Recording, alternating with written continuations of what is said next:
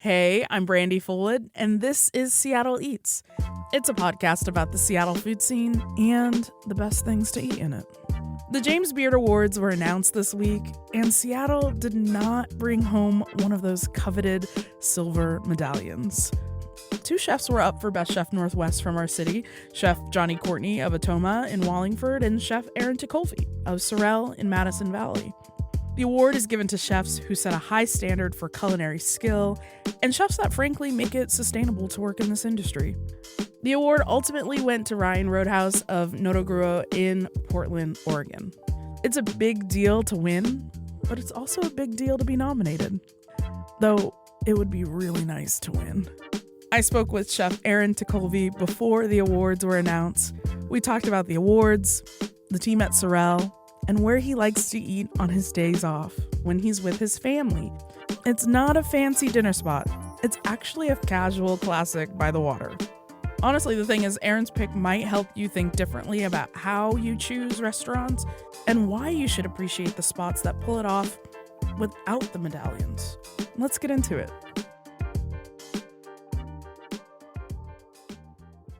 Hey, Aaron, thanks for coming in. Thank you so much for having me. Well, you're a James Beard finalist. We're just a few days away from the awards ceremony. How are you feeling about it?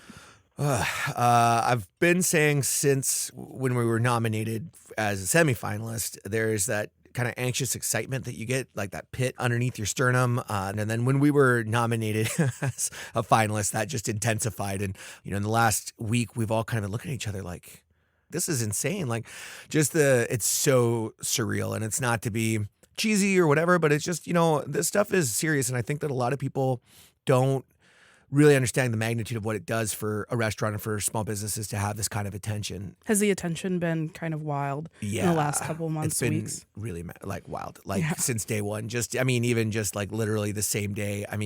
You already get on lists as business owners so that people can just cold call you to sell you stuff. Mm-hmm.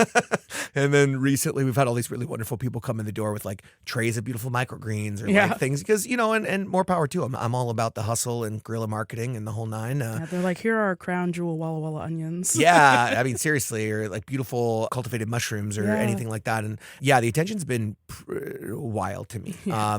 It's been really lovely, and it's such an amazing affirmation, not just of the concept that we have at Surrell, but of the team's hard work. And that's the number one thing for me, is that they have been doing such incredible work, and obviously the guests and folks feel the same, and that's where we're at today. Yeah, I'm curious if you have any way to prepare for the ceremony, whatever your ice bath equivalent is of like turning carrots, sharpening knives, getting more tattoos. Yeah, it's so funny that the tattoo thing, mine have all been born out of other reasons from another lifetime ago. And though I love them these days, dance parties with my daughter are at the tip top of everything. And we have a couple Airbnbs that I rented, and we'll, just because of location and what my wife will be wearing for shoes. I got one very, very close to where the Lyric Opera House and the event's at.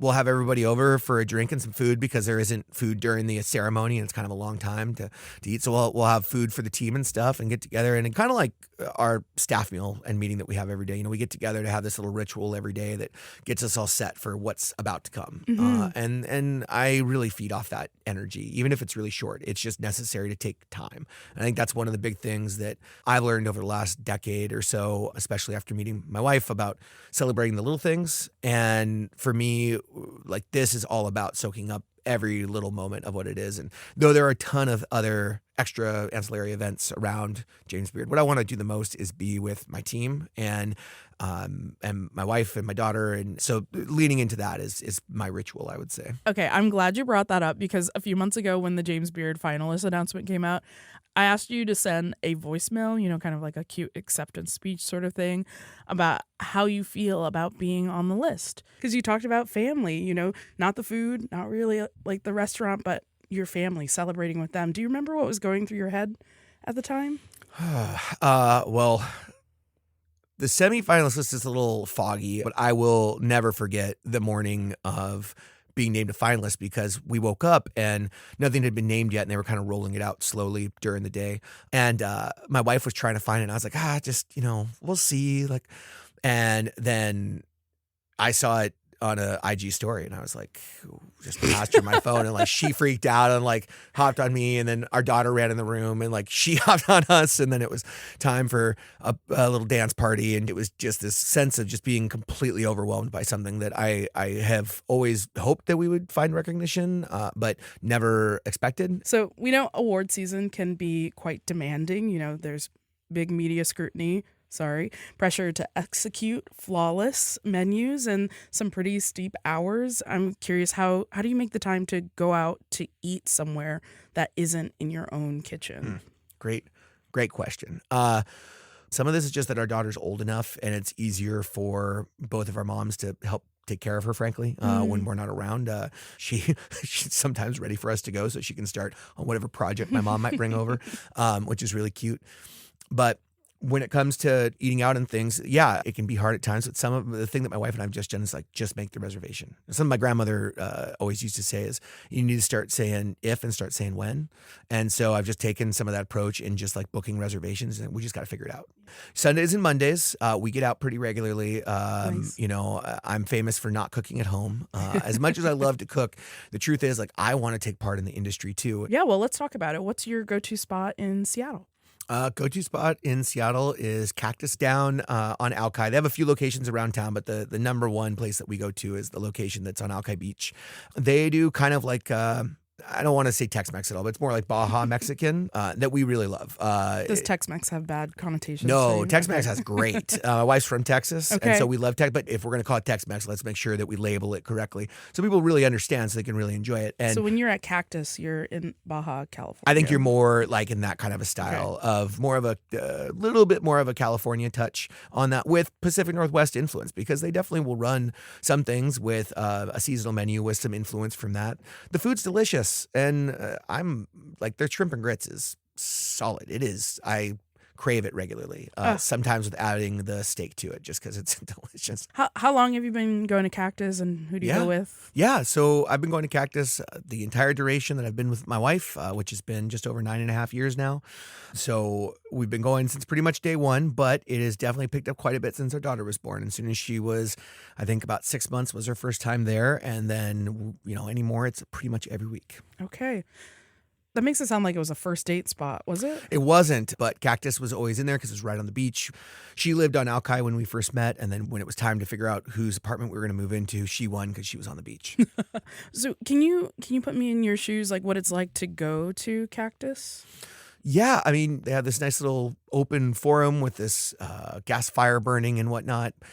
Depending on the time, if you get there by 4, and this is, I'm going to say, before the summer season, because as soon as summer kicks, like, good luck. Just good luck, because that place, they're right on the beach. Yeah. They stay so screaming busy. The trick with Cactus is that you can put yourself on the wait list through the Yelp app. And so really important to get on there before you go. And then you can jump on there ahead of time. So when you walk in, it's less of a wait.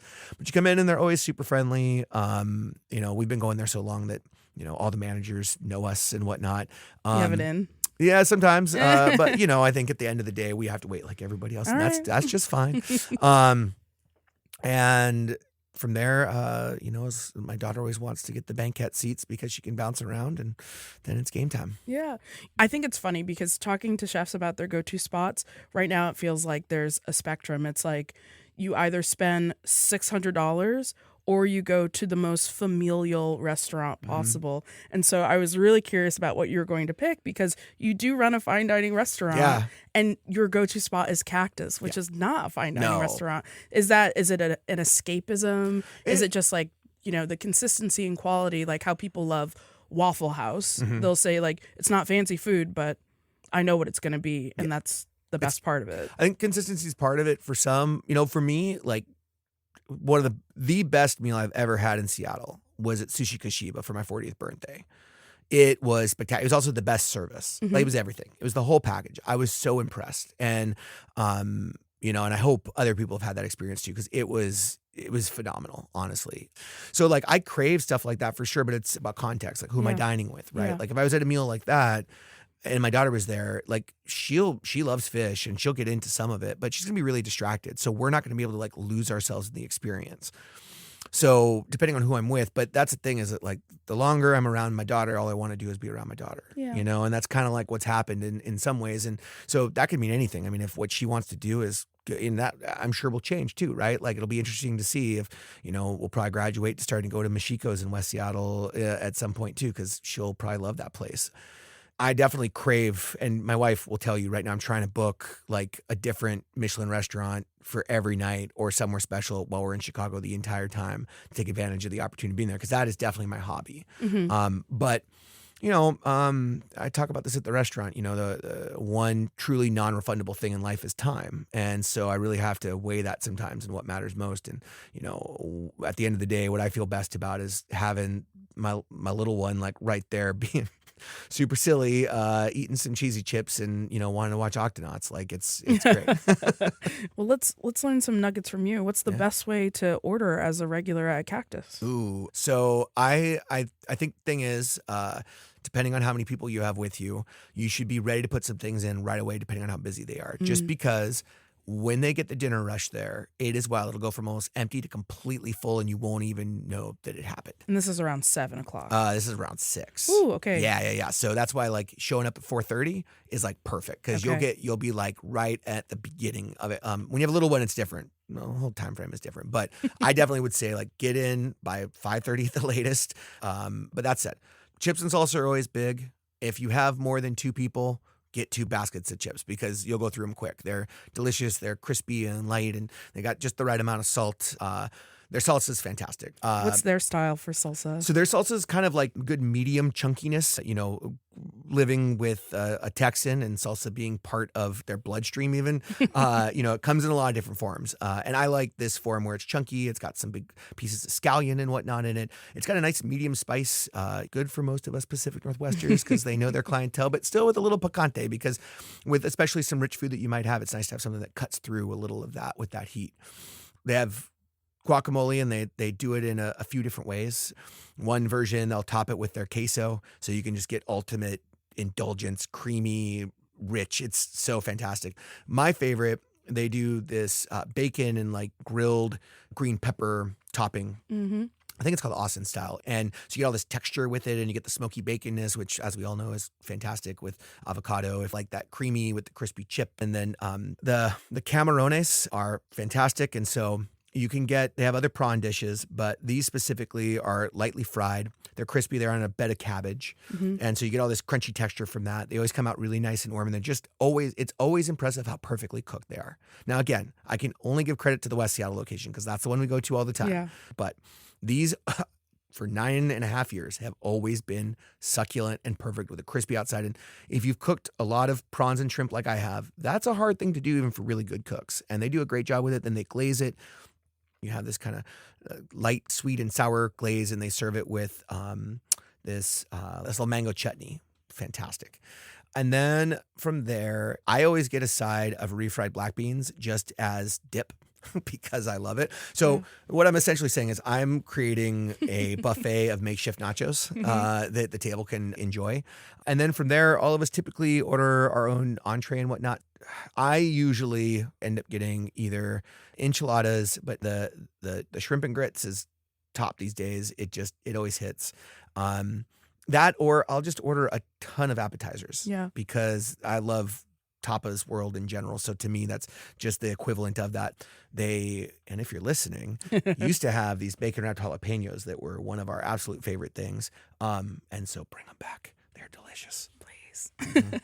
I heard a little rumor that they have a complimentary flan. Ooh, I don't know about that. If it's your first time? It hasn't been your first time in a long time. No, but I will tell you, I had it just the other day. I don't think I've ever had a better flan. Okay. That flan is so impressive. And what I love about it the most is there's the little layer where it sits in a cup. So if you're unfamiliar with flan, you have a vessel that you fill with some caramel, and then you put your custard base in it, and then you bake it usually in a water bath until it just sets. And then the whole beauty of it is you take it and you flop it out onto a plate and reveal it. So, it makes that yeah, exactly. But you get this beautiful caramel that'll drizzle over the top. But what you also get is this one little layer of custard and caramel that cook together. That's like just thicker. Yeah. And it's my favorite. It's so good. But it's those little things, right? And to me, that's the hardest food to cook. I mean, that stuff that where you're not hiding behind anything. There's nothing to distract you on the plate. It is just great cooking executed really well. I have so much respect for that. We talked a little bit about it, that chefs have the same sort of favorite places, especially on here, reaching out to folks. Everyone says the same sort of 5-10 industry spots. But Cactus still to me was like unexpected coming from you. And I'm curious, what does Cactus give you that other places don't? I mean, I think it's time with family is like really what it comes down to, and the thing is, like, there's other places that we love, Sure. for sure. There are. But, if my daughter, like, because that's where she wants to go, it means that we get to have more quality time with each other in that way. And we're not trying to distract her so we can get, like, this breath of a moment for ourselves. And so there's just something really special about that I find. And that's a quality that I don't think any of us who've gone to a restaurant, it's why we love restaurants. It comes from that idea of restoration, of being restored, of having your soul, like, replenished in that way. And so I get that going there. And I know the drinks, very well that are there. They do a great job. We joke that Monday's for margaritas in our house, and it's just a nice day, a way to have Monday before the week's going to really get going for us because Tuesday is the day back to work. But Cactus definitely gives that, like Cactus, there's a lot of consistency there and it just makes you feel good, Yeah. Is there like a moment or a memory that happened with Cactus where you realize, okay, this is going to be our spot, whether it's like with your wife and your daughter, friends, the moment where you're like, this hits and we're going to be back a lot? I mean, I think that this place is just, it's comfortable. Like I feel at home here. There's no pretense to walking in. I can just come as who I am and all these things. And I never had a bad meal there. And it's not to say that there haven't been some dishes that are off, but I will tell you, as we all should do, if there's something wrong with your food, you just need to say something and you say it politely. And guess what? Us in the hospitality industry, we want to take care of you because our goal is to make sure that you're happy. But Cactus was really early in my daughter's eating because they had guacamole and refried beans and stuff, so she could eat a lot of the food really early on, which was really great. And then as she's grown, there's just more that adds into it. So yeah, I guess, it's kind of funny to bring back to something you said about ritual. Like I definitely have plenty of rituals in my life, I guess. I don't think about it ahead of time as like, let's go do this thing as a ritual in that way. But going to Cactus is very much that. And so I think that there's just a joy to that for me because growing up, like we always had dinner, I mean, pretty much every night, especially when we were really little before sports kicked in at 6:30 every night. Like that was just in our family. My wife and I talk about how do we recreate as much of that as we can in our house, because we find that so valuable. And so I think that mixture of all of it is what really keeps me coming back and making it a spot that I think, a lot of people will enjoy, but I definitely enjoy. And what matters the most to me is the time I can spend with my wife and my daughter there.